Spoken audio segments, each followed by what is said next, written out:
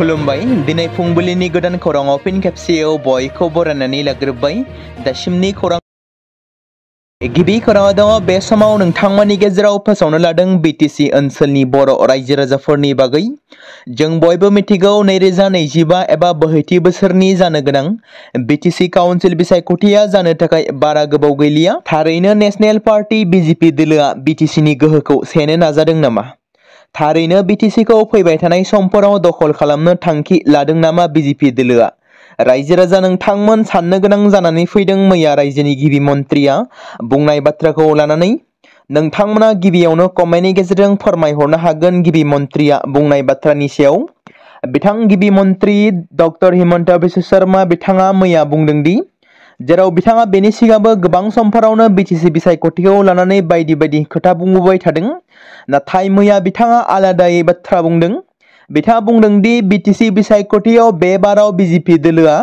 रावजोंबो एलायन्सआव थाया सोरबा इउपिपिएल सोरबा बिपिएफ सोरबा कंग्रेस रावजोंबो एलायन्सआव थाया होनना बिथाङा बुंदों आरो गासै बिटिसिनि मोन 40 बियाबावबो बिजेपिआ हारसिङैनो बिसायख'थि गेलेगोन नोंथांमोना बे बाथ्रानि सायाव नोजोर होदोंना बे बिथिंखौ नोजोर बोनानै गिबि मन्थ्रिया बेबादि बुंदों थारैनो थोंजोङै जों नुहुरो बिजेपिआबो बिटिसिखौ दखल खालामनो सामलायनो दैदेननो थाखाय लामाखौ नुहुरबाय नाथाय जोंनि बर'नि मोननै रिजनेल पार्टिया खौसे जायोब्ला सोर बिजेपि रावबो गादबनो हानाय नङा बेनिखायनो खौसेयानो पावार नाथाय खौसे जायाब्ला लासै लासै बिटिसिखौ दखल खालामनो नाजागोन बिजेपिआ मख'नो गोनां बाथ्रा दि जानो गोनां बिटिसि बिसायख'थिया सेप्तेम्बर दाननि 3थि सप्तायाव खुंजागोन होनना गिबि मन्थ्रिया बुंदों दिनैनि समाव बिसायख'थिखौ लानानै गावबागाव दोलोखौ गोख्रों खालामनो थाखाय दोलोनि फोसावदिंनाय जयनिं हाबाफारि बायदिखौ लागासिनो दं बिपिएफ इउपिपिएल बिजेपि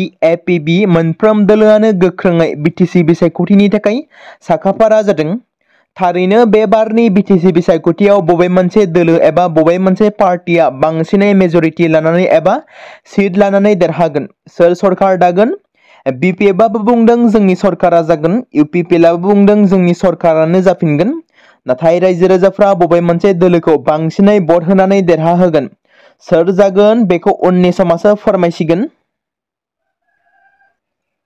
नैथि खौराङाव दङ बिपिएफनि बिजाथि उइलियाम नार्जारिखौ देरहासार खालामनांगौनि थाखाय बिपिएफखौ गोबां मदद होफैबाय थानायखौ दासान्दि नुनो मोन्दों 4 नं जमदुवार बियाबाव बिपिएफ दोलोखौ मोजां मोननानै बिपिएफखौ मदद होफैदों गोबां रायजो राजाफोरा बिपिएफ दोलोआ बिटिसि काउन्सिल बिसायख'थिनि थाखाय गोख्रों साखाफारा जागासिनो दं बेनि फिथाइ महरै थांनाय सानखालि 4 नं जमदुवार बियाबाव बिपिएफ दोलोनि मोनसे सांग्रांथि मेल जानानै थाङो 4 नं जमदुवार बियाबनि मागथाइगाव प्राइमारियाव बिपिएफ दोलोनि सांग्रांथि मेल हाबाफारियाव बिपिएफ दोलोनि गसाइगाव जिल्ला आइजो गांखं आफादनि नेहाथारि मतिबा बेगम गसाइगाव जिल्ला लाइमोन गांखं आफादनि आफादगिरि नरबती ब्रह्म आरो बिपिएफ दोलोनि गोबां दैदेनगिरिफोरा बाहागो लानायजों मेहेरगोनाङै हाबाफारिया जालाङो जाय हाबाफारियाव हाग्रामा महिलारि दैदेननाय बिपिएफ दोलोनि आसार खान्थिखौ मोजां मोननानै आरो 4 नं जमदुवार बियाबनि बिजाथि उइलियाम नार्जारिखौ देरहासार खालामनो थाखाय बिपिएफ दोलोखौ मदद होफैदों रायजो राजाफ्रा मैया एजुकेशनेल निउ इनिशिएटिभ बिथांखिखौ मावफुंनायनि सायाव खौरां मेला जालाङो बिटिआरनि सोलोंथाइ बिफाननि फरायसुला फरायसुलिफोरखौ हेफाजाब होनायनि थांखिखौ लानानै गोदानै फोसावजानाय एजुकेशनेल निउ इनिशिएटिभ बिथांखिखौ मावफुंनायनि सायाव खौरां मेला मेहेरगोनाङै जालाङो एजुकेशनेल निउ इनिशिएटिभनि जोहै डिग्री आरो मास्टार डिग्रीनि फरायसा फरायसुलिफोरनि थाखाय बिटिआर सरकारा डार्माट'लजिस्टिक्स माल्टिपल इन्टेलिजेन्स टेस्ट थामहिनबा DMIT-नि गेजेरजों फरायसा फरायसुलिफोरखौ इन्टार्नशिपनि दिगाव हेफाजाब होनाय आरो फरायसा फरायसुलिफोरनि थाखाय साफायाव 5 लाख राङै दाहाल हेल्थ इन्सुरेन्सखौ फरायसा फरायसुलिफोरनो मोनफुंहोनायनि हाबाफारिनि सायाव एजुकेशन निउ इनिशिएटिभ एडभाइजारि बर्डनि खौरां मेला जालाङो आरो खौरां मेलनि गेजेरजों नोंथांमोना मोनसे इमेलखौ फोसावनानै होदों बिथांमोना बे इमेलनि गेजेरजों सासेबो साख्रि गैजायै बिटिआरनि नखरनि सुबुंफोरा गाव गावनि मुंजों लोगोसे गासै थंखौ दैथायहरनो हागोन होनना बिथांमोना फोरमायथिदों एजुकेशन निउ इनिशिएटिभ बिथांखिनि गेजेरजों बिटिआरनि गंबेसे नखराव साख्रि गैजायै दं बेनि सानखोखौ बुथुमनो थाखाय बिटिआरनि गाहाय मावफुं सोद्रोमा प्रमद बर'नि बिथोन बादियै नोंथांमोना सावगारियाव होनाय इमेल नाम्बारखौ फोसावदों। बे इमेलनि गेजेरजों नोंथांमोना गाव गावनि मुं आरो डिटेल्स एबा गाव गावनि जायगानि गासै फारिलाइखौ दिन्थिहरनो हागोन आरो एजुकेशन निउ इनिशिएटिभ एडभाइजारि बर्डनि सोद्रोमाफोरा बे बाथ्राखौ फोरमायथिदों आरो बे इमेलनि गेजेरजों सासेबो साख्रि गैजायै नखरनि सुबुंफोरा गाव गावनि मुं लोगोसे थंखौ दैथायहरनो हागोन होननानै खौरांगिरि मेलनि गेजेरजों फोसावदों एडभाइजारि बर्डनि सोद्रोमाफोरा। मोनसे गिख्रंथाव जाथाय। अनिल पाइट मुंनि सासे सुबुङा गोबौ हाथियारजों गाग्लोबनायाव बिसि मीना पाइटआ गोब्राब जोखोम जादों। खौराङाव मख'नाय बायदिब्ला जनाई टिकारी गामिनि थागिबि मीना पाइटआ फिसाय अनिल पाइटखौ अरुणाचल प्रदेशआव थांदों होननानै रेलवे स्टेशनसिम ओंखारबोदोंमोन। बे समावनो फिसाय अनिल पाइटआ बिसि मीना पाइटखौ रेलवे स्टेशनावनो गोबौ हाथियारजों गाग्लोबो, जेराव बिसि मीना पाइटआ गोब्राब जोखोम जानायाव रेलवे स्टेशनाव थानाय सुबुंफोरा मीना पाइटखौ रैखाथि होनानै डिब्रुगड़ देहा फाहामसालिसिम दैथायहरदों होनना मिथिमोनदों। बेराफारसेथिं फिसाय अनिल पाइटखौ पुलिसआ हमनानै जाथायनि सायाव नायबिजिरो। दासिम बेनि सायाव गोख्रोङै नायबिजिरनाया सोलिगासिनो दं होनना मिथिमोनदों। चौटिया बकाबिलाव मासे गोथै हाग्रानि मैदेर फिसाखौ रैखा खालामनाय जादों। गोथै हाग्रानि मैदेर फिसाखौ बकाबिलनि मरापर्टनि माइ फोथाराव गोग्लैना थानाय थासारियाव मोननाय जादों। मिथिनो मोननाय बायदिब्ला आदार नागिरनानै हाग्रानि मैदेर फिसाया मोनायाव काजिरङा माहारियारि हाग्रामानि 6थि दाजाबदेरनायनिफ्राय ओंखारबोदोंमोन। हाग्रानि मैदेर फिसानि थैनायनि जाहोनखौ दासिमबो मिथिनो मोननाय जायाखै, जेराव बेनि सायाव हाग्रा बिफाना दासिम जेबो मिथिमोनाखै। बे खेबाव मणिपुर पुलिसआ आसामखौ नोजोर होनानै साइबार दायनिगिरिफोरनि बेरेखा अपारेशन खालामगासिनो दं। मणिपुर पुलिसआ सानै दुथां साइबार दायनिगिरिखौ आसामनिफ्राय खादों। सानै सन्देह गोनां सुबुंफोरखौ पुलिसआ मणिपुरनि इम्फल सोनाब जिल्लायाव कुमान लम्पक ISBTनि खाथियाव गोबां साइबार दायजों लोब्बा खालामनानै सोमोन्दो गोनां खादों। सानै सुबुंखौ हमजानाय दायनिगिरिफोरखौ चिरां जिल्लानि बरपेटानि बिक्रम बसुमतारी 31 बोसोर बैसोनि आरो चुदाम बसुमतारी 35 बोसोर बैसोनि होनना सिनायथि मोनदों। सानै साइबार दायनिगिरिफ्रा गाहाय बेंक एकाउन्टखौ बाहायनानै गोबाव समनिफ्रायनो मोनसे साइबार क्राइम रेकेटखौ सालायगासिनो दंमोन होनना मिथिहोदों। बिक्रम बसुमतारी आरो सुदाम बसुमतारी, जाय मोनसे दायगोनां नेटवर्कनि सोद्रोमा, गुबुन गुबुन बेंक ट्रेन्जेक्सनफोरजों सोमोन्दो गोनां खारि हाबनायनि थाखाय बिबान गोनांमोन। बिथांमोना आरो आदार आरो बेंक एकाउन्टनि बायदि गोसो होनां फोरमान बिलाइफोर बुथुमनायाव लोब्बा दंमोन। बे फोरमायथिखौ नेशनेल साइबार क्राइम रिपर्टिं पर्टेलावबो रेकर्ड खालामनाय जादों। गोलोम बोथोरनि बन्दनि खाबु लानानै तिताबरनि दोरोङारि मिहिराम चौकिया गोजौसिन गेजेर फरायसालियाव शुक्रबारखालि सिखाव खावनाय जाथाय जादों, जेराव फरायसालियाव हाबनाय सासे सिखावखौ मैया तिताबर पुलिसआ हमनो हायो। CCTV फुटेजखौ नायबिजिरनायनि उनाव पुलिसआ चिराय पानीनिफ्राय बिष्णु बरा मुंनि सासे सिखावखौ हमनो हायो। बे बिष्णु बराया थांनाय शुक्रबारनि मोनायाव मिहिराम चौकिया गोजौसिन गेजेर फरायसालिनि प्रिन्सिपालनि खथायाव हाबनानै फरायसालिनि DVRखौ CCTVनि सिस्टेम, गंथाम टेब्लेट खावदोंमोन आरो कम्पिउटारनि गोबां CPU इउनिटफोरखौ खहा खालामदोंमोन। लोगोसे खावनायाव CCTV केमेरायाव सेबखांजादोंमोन। मैया तिताबर पुलिसआ बिष्णु बराखौ चिराय पानी सुइस गेटनि साखाथियाव आजिजुल हक आरो अनुप ज्योति बरालीजों लोगोसे बिथांमोनखौ खायो, जाय बिथांनिफ्राय खावनाय टेब्लेटफोरखौबो जब्द खालामनो हादों। भारत आरो पाकिस्ताननि गेजेराव पहलगाम गाग्लोबनायनि उनाव गिख्रंथाव दावहा जानानै थांखांनायनि उनावबो भारतनि रैखाथि हान्जाया हादोरनि सिङावनो उदखारिफोरनि सायाव गोख्रोङै अपारेशन खालामबोबाय थादों। बेबायदिनो भारतारि रौनिया हान्जाया खोला काश्मीरनि कुलगाम जिल्लायाव उदखारिफोरनि बेरेखायै अपारेशन खालामनायखौ जागायदों आरो अपारेशना दिनैसिमबो एबा दासिमबो सोलिगासिनो थादों। जाय अपारेशना special operation group, Jammu Kashmir police, रौनिया हान्जा आरो CRPFजों जथायै गोख्रोङै अपारेशन खालामनाया सोलिदों। उदखारिफोरनि बेरेखा रैखाथि हान्जाया सासे उदखारिखौ जिउ फोजोबनो हादों। बेनि अनगायै गोबां समफोराव उदखारिफोरखौ गोबां फोजोबस्रांनो हाबोदों। बेबायदिनो थांनाय शुक्रबाराव कुलगाम जिल्लानि अकल ओनसोलाव उदखारिजों मोगा-मोगि हरनि समाव गुलि गावलायनाय जादोंमोन आरो मोन्नैबो हान्जानि गेजेराव गावलायनाया मैया फुंबिलि 4 रिंगासो समाव थाद'नाय गैयाजासे गुलि गावलायनायाव सासे उदखारिखौ गावथारनो हादों। नाथाय अपारेशना दासिमबो सोलिगासिनो दं। रैखाथि हान्जाया आद्रा थानाय उदखारिफोरखौ नागिरनानै गासै ओनसोलखौ दखल खालामदों होन्नाबो मिथिमोनदों। नगाव जिल्लानि बद्रवा पुलिस थानानि सिङाव थानाय बादमारियाव मैया सानजौफुआव मोनसे गोख्रों सोमावसारनाय हाबाफारि सोमजिदों। दखल खालामग्राफोरनि मोनसे हानजाया आखायाव लावथिफोर प्लेकार्ड लानानै आइजो आयखौ देहायारि गाग्लोबनो ओंखारबोदों।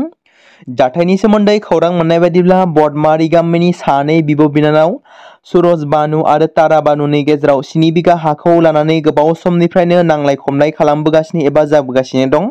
फ्राय 20 बोसोरनिफ्रायनो गसर थिसनदोंब्लाबो बिसोर सानैखौ पुलिसआ जेबो गोख्रों हाबा मावाखै, जेराव बिथांमोननि सायाव जेबो थिरांथा लायाखै।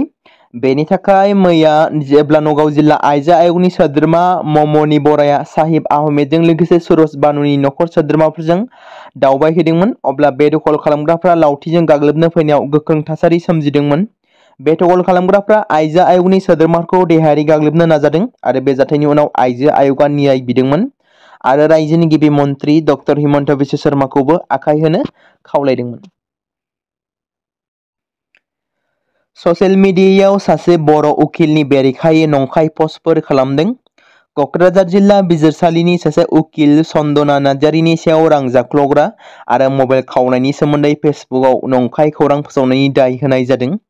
मैया भुगिनांनाय उकिल तानिया चक्रवर्तीया उकिल सन्दना नार्जारिनि हेंथायै ससियेल मिडियायाव नंखाय आरो बिथा गैयै फोसावनाय आरो लाजि फोनांनायनि थाखाय कक्राझार सदर पुलिस थानायाव एफआइआर होयो। मख'जाथावदि सानैबो उकिलफोरा मोनसे जिल्ला बिजिरसालियावनो खामानि मावो। नंखाय रादाब फोसावनायनि थाखाय सन्दना नार्जारिनि बेरेखायै गसर थिसननायनि सायाव उकिल तानिया चक्रवर्तीया दाबि खालामदों दि दायनिगिरिखौ आयेननि गेजेरजों थाबैनो साजा होनांगौ होनना बिथाङा बुंदों।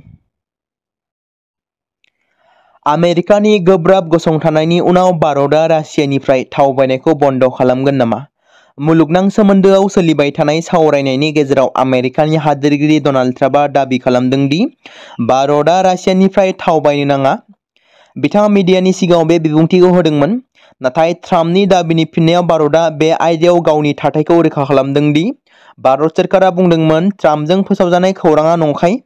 मोनसे मावख'आरि फुंखानि बायदिब्ला ट्राम्पआ गोनो गोथो सोमजिहोनो थाखायसो बेबादि खौरांखौ फोसावदोंमोन। गोजौ थाखोनि फुंखाया बुंनाय बायदिब्ला भारत सोरखारा इयुनावबो रासियाजों थाव बायनाय बिखान्थिखौ सोलिहोबाय थागोन, बन्द खालामनाय नङा। रासियाया भारतनो गुन गोनां थावल' जगायगासिनो दं। भारतआ बेबादि थासारियाव माब्लाबाबो हरखाबै बेबादि थिरांथा लानाय नङा। बेखौ मख'नो गोनांदि रासियाया बयनिख्रुइबो नैथि देरसिन थाव दिहुनग्रा हादोर आरो रासिया सानफ्रोमबो 9.5 मिलियन बेरल गोथां थाव दिहुनो आरो मुलुगनि 10% गोथां थावफोरखौ गोबां हादोरफोरनो जगायो।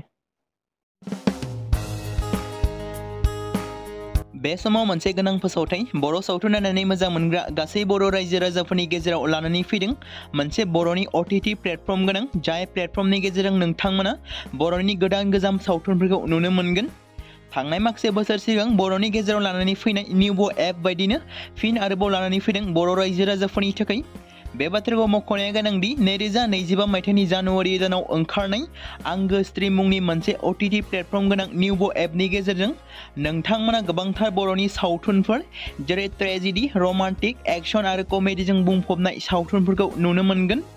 जेरै सनानि नखर, थांखि गैयै समाज, अनसुला आफा, हिर', बिमा बायदि बाजै, अर, थैसाम, वान्टेड, संदान आरो रं नाम्बार बायदि सावथुनफोरा मख'जाथाव।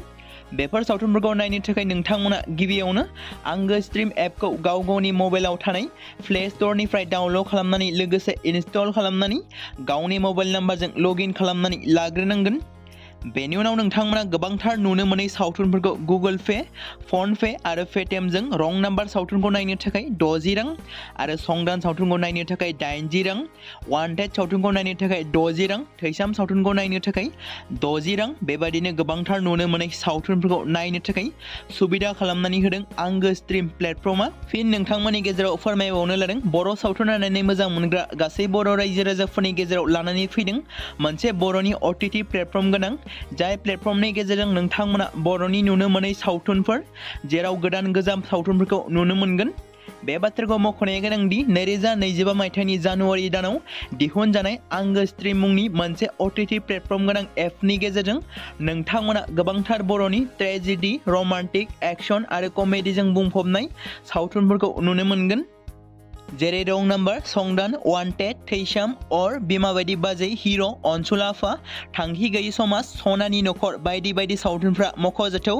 बेफोर सावथुनफोरखौ नायनो थाखाय नोंथांमोना गिबियावनो आंगो स्ट्रिम एपखौ गावनि मबाइलाव थाखानाय प्ले स्ट'रनिफ्राय इनस्टल खालामनानै गावनि मबाइल नाम्बारजों लगइन खालामखांनायनि उनाव नोंथांमोना गोबांथार नुनो मोनै सावथुनफोरखौ गुगोल पे, फन पे आरो पेटिएमजों रं नाम्बार सावथुनखौ नायनो थाखाय 60 रां, संदान सावथुनखौ नायनो थाखाय 80 रां, वान्टेड सावथुनखौ नायनो थाखाय 60 रां, थैसाम सावथुनखौ नायनो थाखाय 60 रां, बेफोरबायदिनो अर सावथुनखौ नायनो थाखाय 60 रां पे खालामनांगोन।